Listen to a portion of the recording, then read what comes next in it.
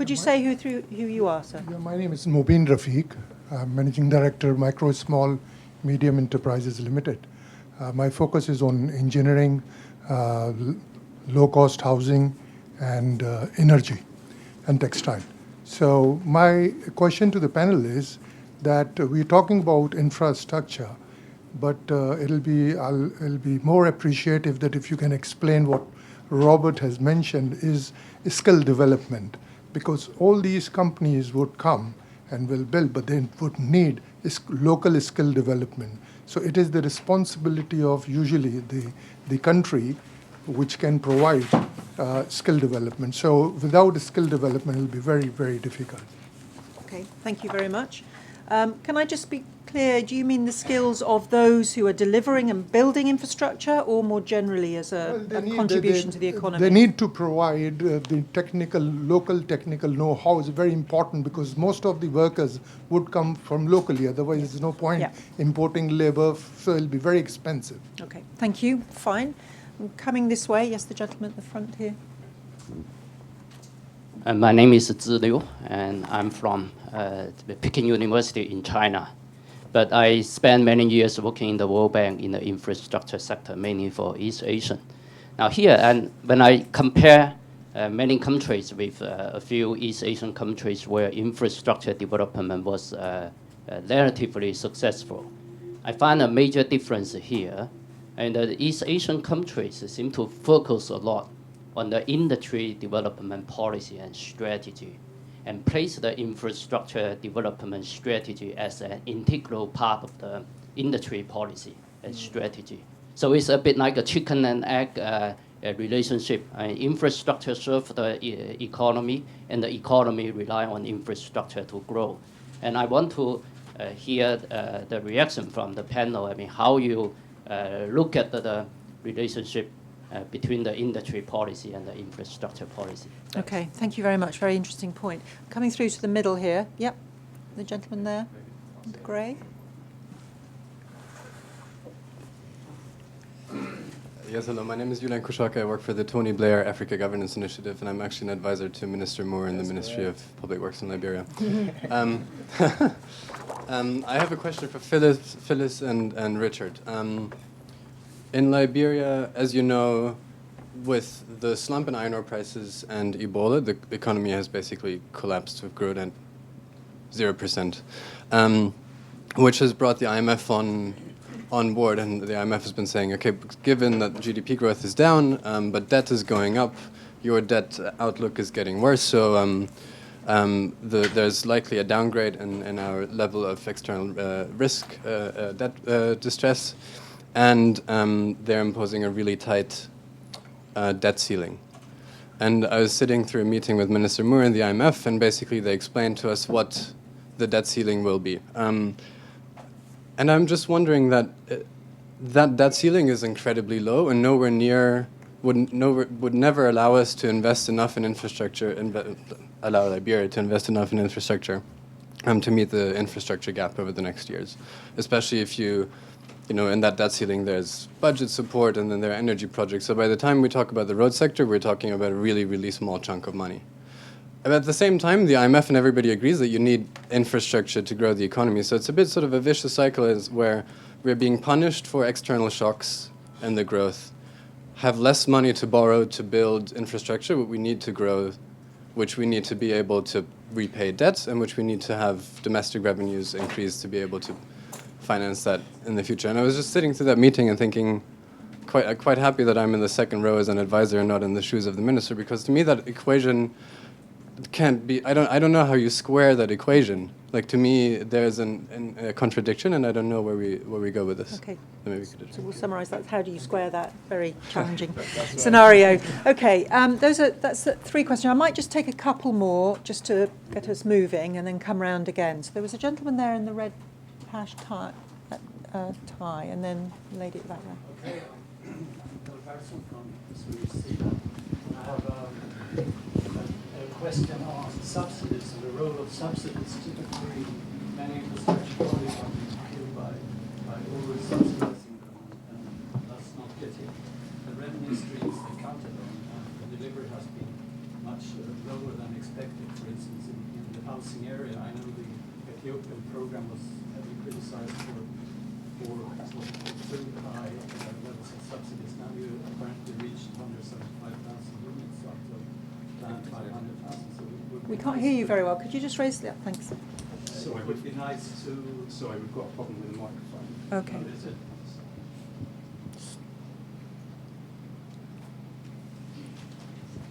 Sorry about it. Would you mind just quickly summarising what you started? Okay. We didn't hear. Great. I'm Phil That's it. Persson, working with development finance at SIDA, Swedish SIDA. My question was on subsidies and the role of subsidies that have killed a lot of infrastructure projects because of lack of revenue streams or too low revenue streams. So I would like to know your take on how you design smart subsidies, not to fall into that trap again. And typically the housing area shows these kind of features where I alluded to the Ethiopian examples where you apparently have reached a very high level of delivery, 175,000 out of 500,000 you planned for. But normally in Africa it has been, many housing projects have ended up with delivering only a few very cheap units to those who didn't need it. So how do you balance this effort to reach the poor, but on the other hand, get enough revenue streams? Okay, great question. And to the lady there along your row, just a bit further on. Good morning. My name is Rosalind Thomas. My question, actually, it's not a question; it's a comment, and it's coming out of the comments of not only Phyllis, Mm-hmm. and Richard, but also from Minister Moore as well. Yesterday I was reading the Financial Times, and there were two very interesting stories on financing that actually will impact on infrastructure investments. The first one I would refer to is the story that was at page 17 of the Financial Times on the Financial Services Board saying there's going to be no more too big to fail banks, okay? And they're introducing total loss absorbing capacity, requiring that by 2019, banks must have 16% of risk-weighted assets available, and that by 2022, 18% of risk-weighted assets in debt. Now, that means that we're going to see big banks probably having less appetite for infrastructure projects. And also, if they do have an appetite, the cost of credit is going to go up. Now, on the other side, on page 7 of the Financial Times, there was a very interesting story which is more positive. The pension funds and the private equity funds are saying, we have the cash, give us the projects, and they want infrastructure projects. And in fact, they're saying that 38% of pension funds are probably in 2018 going to be looking to put more money into infrastructure projects. But what are they all saying? There's not enough projects, and they're not bankable. Which brings me to Mr. Minister Moore's concern about these projects and the need for project preparation being bureaucratic requirements. Unfortunately, projects and financiers are not going to be putting projects, no matter that they see a road in those pictures that looks like it needs to be built, if there isn't any technical, commercial, environmental, or social feasibility studies done that actually say whether that project is actually bankable. And I think that's something that we need to focus on. And Richard's nice graphs, especially the spider web, showed that that's the weakest point in low-income countries. Project appraisal is not happening, and there are no bankable projects. And I think this is something we need to attend to. Okay, brilliant, thanks. I'm now going to go back to our panel. I'm going to actually start at that end with you, Richard, or whether there are particular points in there you'd like to address, if you were very much in your court. Sure. Well, I think we're getting into the heart of the infrastructure financing dilemma, which is that there is overwhelming need for infrastructure investment in countries, but there are different kinds of returns and different kinds of investors looking for different kinds of returns. And I think that the point raised by Minister Moore and his colleagues is about IMF debt limits is one which I think gets to the heart of this point. I mean, one thing I would say is that the IMF debt limits are limits on non-concessional financing. So they're limits on your ability to go to raise money from the private market. And those limits were born of the sort of painful experience of the 1980s, which is that countries had access to international capital markets. They were borrowing on non-concessional terms. But a lot of the infrastructure projects that are sorely needed in these countries don't generate an immediate commercial return of the sort which will help you repay non-concessional investment.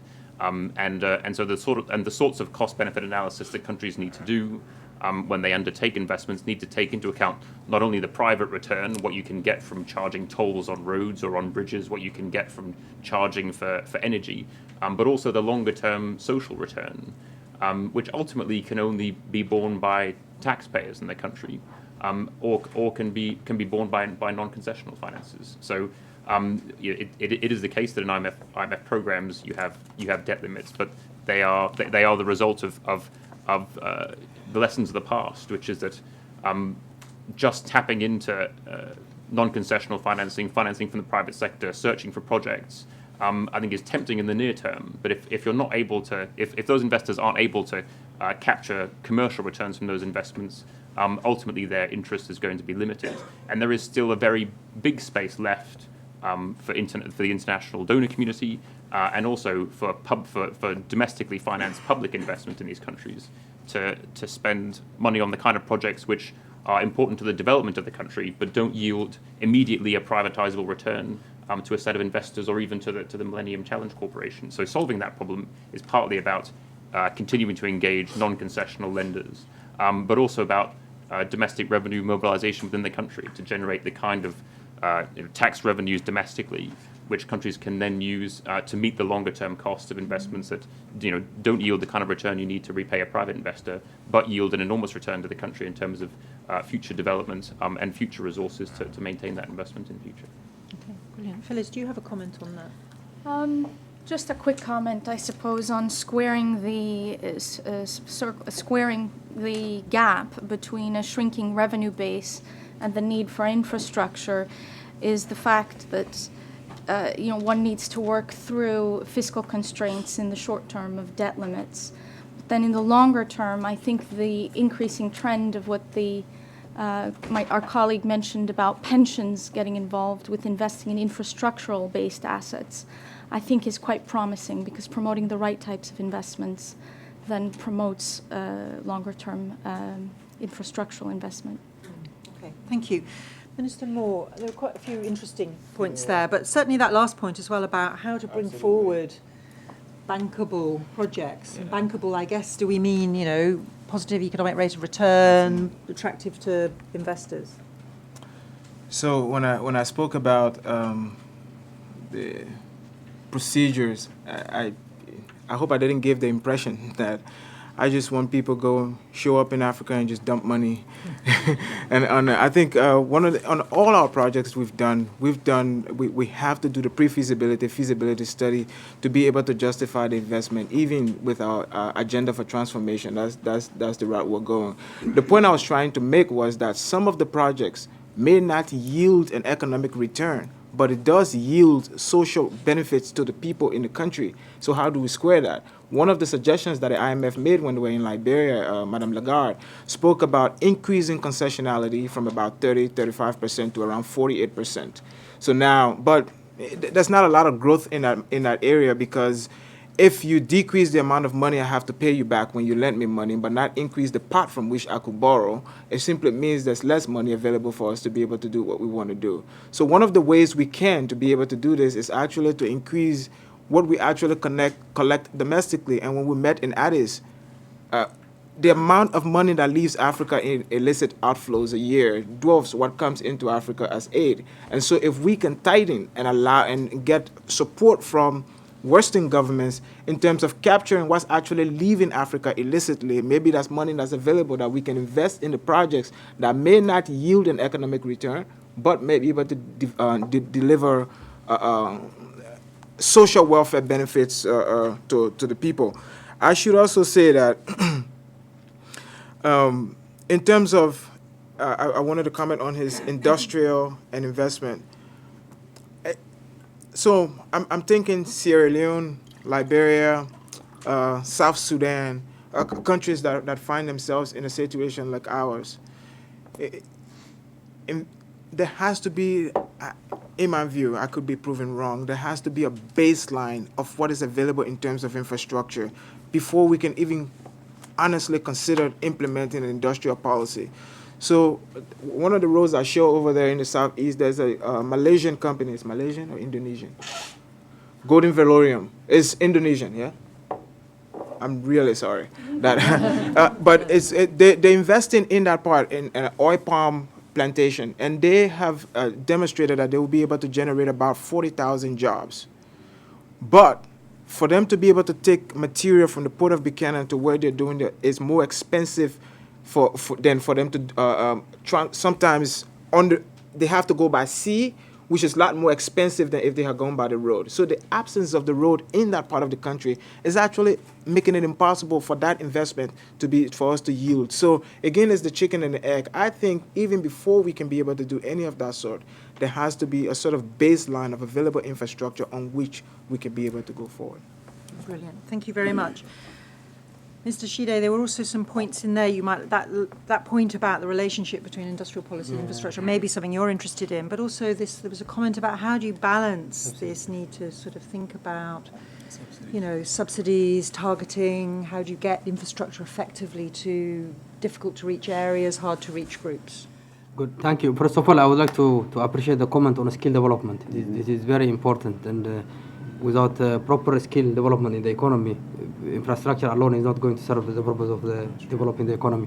So in Ethiopia, skill development is a major component in terms of our investment. In fact, human development in general, particularly human skill formation in the economy through education and the health system development, we are investing a lot also in that area, particularly on universities, on TVET, on primary, and we have also our intake to universities is also more toward engineering, science, mathematics capabilities. So more and more students which is graduating from universities are not only social scientists. Majority of them, 70%, are now technical scientists, which can really, we believe, it's the skill which is demanded by the economy. So our education output in terms of skill generation has to be aligned with what the economy demands in terms of skill component. That's how we are doing it. And some of the mega projects and other infrastructure projects, we also attach it to skill development. So the maximum learning capacity from those types of activities are very important. So it is a valid comment. The issue of industrial versus infrastructure policy, we in Ethiopia, we see all different sectoral policies as a coherent, consistent policy framework to drive development, to sustain growth, to unleash the potential of the economy, to achieve our visions. So there is no, it's consistent. I said we have a coherent policy framework, which we call democratic developmental state, where we have vision, we have comprehensive strategy, where industrial development strategy, infrastructure development, social development, capacity building, all various components of various development issues are coherently designed in such a way that we have policy coherence across various sectors. So that's how we see it. And the implementation is also phased out. We have every 5 year a medium-term planning framework, and we have also budgeting cycle, which is consistent to the medium-term planning framework, and we regularly evaluate and monitor it. So it's the process in Ethiopia is, in terms of, it's very organized, well consciously designed, properly implemented, and monitored, and we check all of that. So it is a consciously guided process of development in terms of generating and sustaining growth to eradicate poverty and transform the economy. So in such a way that we have to see, we see it as a coherent strategy. It's not industry versus infrastructure. Both are relevant and very important together with other areas, because development is not only economic transformation, it's also institution building, it's capability formation in the economy. It's much broader than only economic activities. So it is all these sets of activities coherently being implemented through very organized manner. And that's why the capacity of public institutions to implement this is really, really very important. That's why we have been investing on capacity building. Yes, we are investing a lot on housing development, and in terms of the market price of those houses and the actual cost the beneficiaries are paying, there are gaps. So it's not direct subsidy, it's implicit subsidy that has to be taken. It's the municipalities which is getting loan from the banking system, which are investing. As a federal government, we cannot directly subsidize municipalities for housing development. So that's not the way it works. But It is not the market price. This development of housing is a critical economic problem in the major cities in Ethiopia. So there has to be massive intervention. So we deliberately decided to build affordable housing in a massive scale, and we are going to continue that. But the issue of subsidy, now recently World Bank has made a study on calculating the cost and the actual price and what we are charging. It is also generating saving culture, by the way. Hundreds of thousands of people have been depositing in a bank to be eligible for this scheme. So it's also bringing significant saving mobilization capacity. So yes, in terms of saving, there has to be, we have to target it well. We have to scrutinize the level of subsidy, and we have to look into it. I agree on that. But in terms of that development program, it's a program which we are going to sustain it, in further upscale it, because housing is a critical issue when it comes to urban development. And it's not only housing. The housing development is also creating more jobs, by the way, in the urban areas. We are building the capacity of our young engineering graduates from universities are organized into associations. It's not a normal contractors which are implementing these programs. It is association of engineers, young professionals which are organized and become eligible to involve on this one. So it is deliberately designed to generate maximum employment and maximum trickling down of capacity building when it comes to engineering capacity building, contractual capacity building. So in holistic, it is a smart investment. In terms of subsidy, we have to scrutinize and we have to make it smart so that it can be sustainable. The message of smartness, I really agree, but the program is very important, and we are going to sustain that. Brilliant. Thank you very much. And Robert, do you want to come in on, there was a key point about technical know-how, skill development and so forth, but any of those other issues? No, let me just quickly, on the skill side, I mean, the only point I would add is I think the human capital is really important, and I like the way Minister Shide talks about the comprehensive approach that includes human development. But one other angle on this, from the infrastructure side, Mr. Rafik, is one of the very interesting, I'd say, payoffs we've seen when people think about developing capacity, so not just technical skills, is, to give you an example, outsourcing maintenance of rural roads to local contractors in the local areas, you know, and connecting that to the ability to access some financing. And this really helps because not only are you lowering poverty in those areas, but you're actually building the technical capacity of these people to actually be able to do these things. So I think a very comprehensive approach. So it's not just building things, but you're actually thinking about building things in the context of actually creating jobs, increasing technical capacity for things to happen in places outside the urban areas. And we've seen this having really positive impacts in terms of lowering rural poverty. So I think the comprehensive approach is really, really important. And your question helps us address that, so thank you. Many thanks. Okay, I'm going to go for another round. I'm just going to start off with, we have a question here online from Liliana, who's a policy consultant at the European Commission. I'm going to put this out. This is somebody would like to pick it up when we come back. Which are the tools developed by the public authorities and by international organisations in order to guarantee that investments made either by public or private authorities respect sustainable practices and involve society in their implementation? Okay, I'm going to go over here now I'm just take a few questions. Yes, lady in the front row. Thank you very much. My name's Jill Wells from Engineers Against Poverty.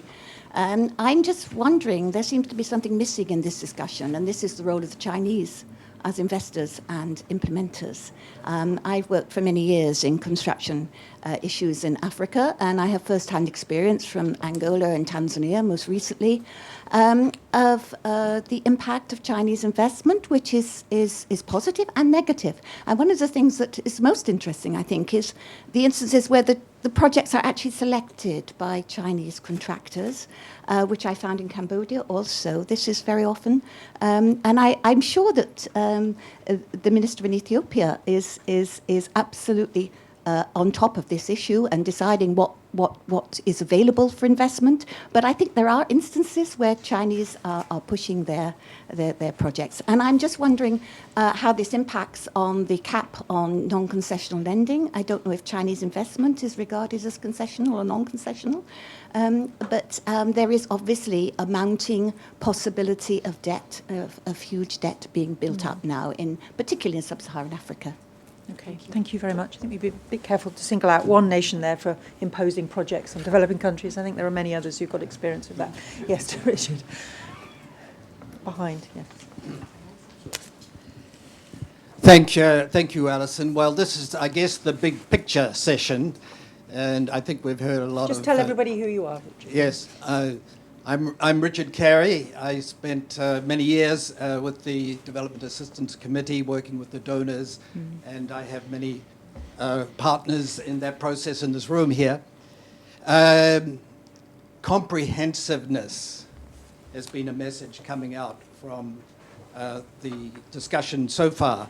Why? Because we know that both economic and social returns to this whole process of economic transformation, which is what we're talking about, add up to much more than the sum of the parts.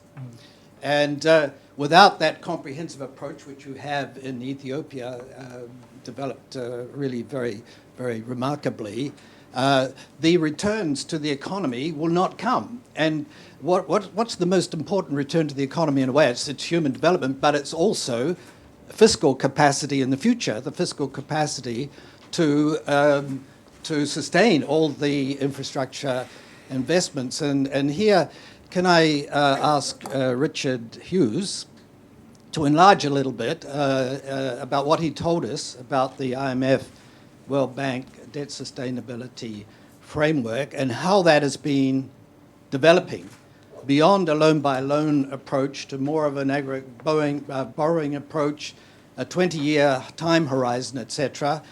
How's this approach developing? How will it help us get through the macro incidents along the way? And how will it help generate the overall fiscal capacity and human capacity of the economy? Thank you. Okay, thank you. I've got two that I've got sight off from previous rounds, so I'm going to pick those up. The lady in red at the front there, and then to Philip. My name's Rima Das Pradhan Black. I'm an advisor. I've been an advisor to the Minister for National Planning and Development in Somaliland, setting up the Somaliland Development Fund, and now the advisor to the Minister for Energy, setting up a renewable energy fund. So Minister Sheether would probably be familiar with both the ministers. And I've just come back from a trip looking at setting up this renewable energy fund. And it brings me to something that Robert mentioned about PPPs, challenges with the PPPs being a weak point. And we're looking at how to structure the energy sector, given that there isn't a regulatory framework at the moment. So we're working hard on setting up a regulatory framework. But what this has meant is that the private sector, who has been investing heavily in the energy sector,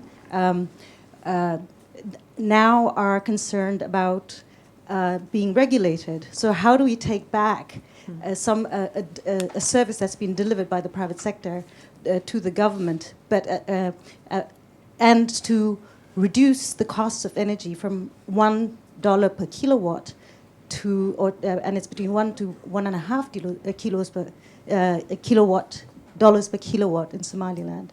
So it's an interesting question, and it relates to the trade negotiations also going on with Ethiopia and about structuring energy financing in Somaliland. Okay, thank you very much. To Philip here at the front, please. Well, let me first offer a point of reassurance from Minister Moore. You were mentioning the interstate system in the United States. I think it's interesting to know that when the interstate system was built in the United States, there were many people who were saying that there was a horrendous waste of money and a sign of a very weak state, because it was considered to be a handout to the car industry, which lobbied for this very hard, because surely these kinds of highways would just never pay off, because there couldn't be enough cars to ever fill these highways so that they would justify the enormous investment that was made in them. just maybe as a bullet point for the next time the MCC is coming into town. But let me just try and push you, Richard and Robert, just a tiny little bit on this issue of institutions. I think we can probably quibble about which institutions are maybe more important or less important, but I think, like you were saying, Robert, about the issue of transparency, I think the global argument about whether institutions matter for this kind of stuff has probably been had and settled fairly decisively. The problem for me is a little bit, it sounds very often to me like you're telling me, Philip, if you want to play football at world-class level, what you really need is the physique, the technique, and the equipment of Lionel Messi, and then you're going to be fine. In fact, then you're probably going to score 2/3 of the time every time you're on the pitch. But look at me. You're 2/3 of the way there. Don't underestimate yourself, Philip. And look at me, especially if I was a Chelsea player. And right now, I'm just... That's a direct dig. I'm losing very badly, and I don't have the time. How do you help governments to get there? Because I think we can all agree on the end point, but what we don't really understand and where we're really struggling is how to get on a path that gets us from where we are today to a place where these institutions can be utilized in a way that actually pays off and makes a difference in practice. Okay, I'm just going to take one. I'll let you answer. Just hold on one moment. Let me take this. Thank you very much to the panel. My name is Andrew Lamb, and I'm from the World Federation of Engineering Organizations, where one of our main roles is to build the capacity of institutions in developing countries relating to engineering. And actually, we're working with the Ethiopian Association of Civil Engineers directly at the moment. I want to ask both the ministers and from the multilaterals, essentially what's your experience of the attitude of development partners, of development donors, is towards investing in, the education, engineering education, and building engineering institutions as opposed to sort of government institutions, the professional bodies, the associations that regulate the profession. I'm interested in this because we're struggling to get any interest in a program that we've got called Africa Catalyst, which is all about trying to kickstart a culture of professional institutions across the continent. Great, thanks. I'm going to cut that line off. I'm going to go back to ministers first. Do they want to respond specifically? I wanted to make a general comment initially that I think infrastructure investment shouldn't only be justified by the current bottlenecks that it solves. It's about creating future capabilities. And so when we decide on infrastructure investment, it is the envisioned level of economic stage which we have to start investing on now.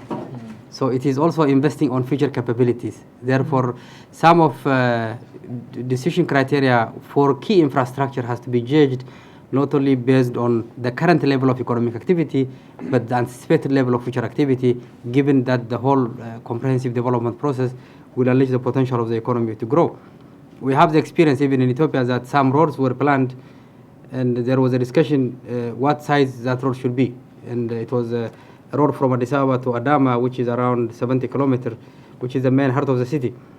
8 years ago when it was planned, it was even four-way was planned. But some of our development partners thought it is going to be wastage, and it was only 2-line. And then within few years, it was fully congested because the economic activity has really exponentially, there has been significant growth.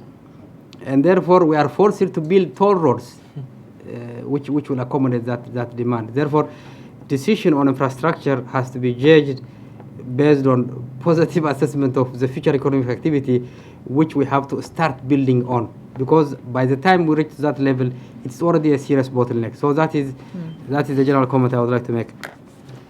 We have a road like that here. It's called the M25. If anybody's been on it, it's probably UK's biggest car park. Right, Minister Moore. So I just wanted to make two comments. One is I keep stressing on this difference in degree and difference in kind. A country like Ethiopia, a country like Nigeria, like South Africa, they have the numbers, and so if they're proposing, say, a road project, they can justify in terms of the number of people in the country for them to be able to do it. Liberia, we have 4.2 million people. About half of that lives in and around the capital, Monrovia. Sierra Leone, they have like 5.2 million people. So for smaller economies like ours that don't have the numbers to be able to make the economic case, that I think we have to be looked at in a different way as one would look at a Nigeria or at an Ethiopia that have the numbers to be able to do that. And one of the things that I have pushed ever since I've become Minister of Public Works is a comprehensive road asset management program. In the next few days, we'll be submitting to the national legislature legislation creating a road maintenance fund so that we can have predictable maintenance of the asset we have. The thing about it is that that's not much to maintain. I mean, so it's important for us to be able to establish this road fund, and with the MCC investment, they're going to match us dollar for dollar for up to $8 million. So we actually anticipate that in the first year of the road fund, we might be able to raise up to $16 million. $16 million to maintain what? So we have to, again, establish some sort of baseline. And I agree that local contractors have to be. And so ever since I've become minister, in my interaction with development agencies, for projects that they finance, at the appraiser stage of the process, I want them to include in there that for knowledge transfer, some of the works will be subcontracted to local contractors. Eventually, the foreign contractors will leave. The network is owned and should be managed by Liberians. We have to build the capacity to be able to do that. Normally, the development agencies, you need maybe $10 to $25 million construction turnover in the last 5 years. Where are you going to find a company in Liberia that has that kind of turnover? And so we have to be able to find a way that we can have local contractors to be able to participate in these projects so that they can be able to acquire some of the knowledge in terms of knowledge transfer. But before I close, I should say again that we have to, maybe there's something an institution like ODI could look into, and institutions like yours, that a country with limited population, and most of that population concentrated in a small part of the country, but huge infrastructure needs in other parts of the country. How do we finance their infrastructure? Brilliant, thank you. So I'm going to quickly ask for sort of, in a sense, rapid reflections now from Richard, Phyllis, and Robert, and then we'll wrap this session. So Richard. I think part of the theme of the last round of questions was about taking as comprehensive an approach as you can to deciding where to invest and how. And I think there's a question around the tools that we have to assess the sustainability of investment. And I think this comes down to when you're judging the costs and benefits of investment projects, you need to look at costs and benefits as broadly as possible. And those can include environmental costs, but also environmental benefits. If investments are yielding reductions in CO2 and carbon emissions, you need to find ways of capturing those. And also if they yield not economic or commercial benefits, but long-term social returns, those need to be taken into account and weighed against the cost in terms of either financing or in terms of future costs to taxpayers. I think there's a question about what we in the IMF call non-traditional sources of finance. And I think that those, increasingly you see emerging market countries investing in low-income countries, and I think that is a welcome development. It comes with a lot of advantages. In particular, these investors know how to produce infrastructure, and they do a lot more of it in-house. And so you get not just a road, but also a school and a hospital and a port and everything else. The downside is that it's more difficult to domesticate the skills and the expertise that you're trying to build within the country. And I think what Minister Moore was saying about pairing up those sorts of investors with local managers who can learn from that experience, I think is critical, because you do have to invest in your capacity to invest in future. And what I hope to illustrate in my remarks is that there are tremendous returns from investing and in investment management. And I think it's for that reason that I think in response to Philip's question, we're not saying just because you're not a Messi doesn't mean that you shouldn't go out there and play some football. But I think what we are saying is that, especially now that investment rates are increasing and getting back to levels which are almost at historic rates of public investment, the importance of getting a good economic and social return to that investment becomes important and critical to ensuring that investment can be sustained this time around, and that we don't have a repeat of the 1980s where you saw high levels of debt-financed investment, which in the end didn't get the returns that you needed. And you found that we ended up having the debt crisis of the 1980s, sort of debt restructuring and economic problems. So if you're going to sort of play in the sorts of leagues which countries are now coming into in terms of levels of investment, you've got to invest in your ability to ensure that investment is well used and that it supports your future investment. And that sort of message is reflected in the new latest version of the debt sustainability analysis that my colleague referred to, that it does look longer term in terms of capturing longer term returns. But it also, there is a component of that which recognizes the quality of public investment management within countries and gives them more space if they do invest in their investment management capacity and more scope to do additional investment in future. Thanks. Robert, can I come first to you? Have you got a last? No, very quick. Just very quickly, very quickly on Philip's push a little bit, and I will not comment on his capacity to play football. So I worry a lot about this institutions question, and let me tell you why. I live in Washington D.C. Okay, and I closely follow kind of the political debate in the United States. There's a huge debate about the fact that the U.S. is incapable right now of investing in infrastructure that's crumbling. I mean, it's a huge political question. So it's not about the lack of institutions. And I don't think if we ever get to that the perfect institutions solve everything. I worry a lot today in terms of both my day-to-day job, but also as a Kenyan and an African, about the techniques of mitigating risks. If you worry too much about whether institutions are perfect and functioning perfectly, I think we will miss the game because things are happening today. So the question, and what I really fixate on a lot, is what are the techniques that can mitigate the risks of bad things happening so that we can deliver value and get the right rate of returns. And then we can debate the institutional questions as we go along.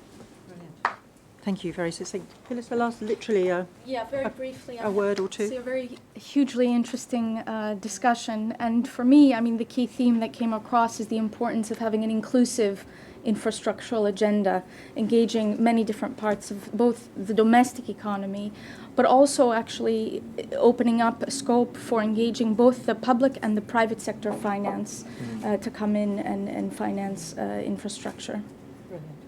Well, thank you very much, and I'm sorry we haven't touched on every issue that you possibly want to raise or answered every question, but we've got more opportunity through these 2 days. Couple of sort of maybe signposts to the next discussion. I mean, I think the point about having a national vision in which you embed infrastructure and infrastructure development seems to have come through very, very strongly. The need to do more, but actually the need to do things differently. And I think that's been taken on board by a number of speakers. And I very much like your point, Richard, about that seeing the positive returns to investing in investing. What that actually looks like is something I hope will get addressed in more detail. Thank you all very, very much for a terrific opening session. And now you're with leave to go and have coffee. Thank you. Thank you.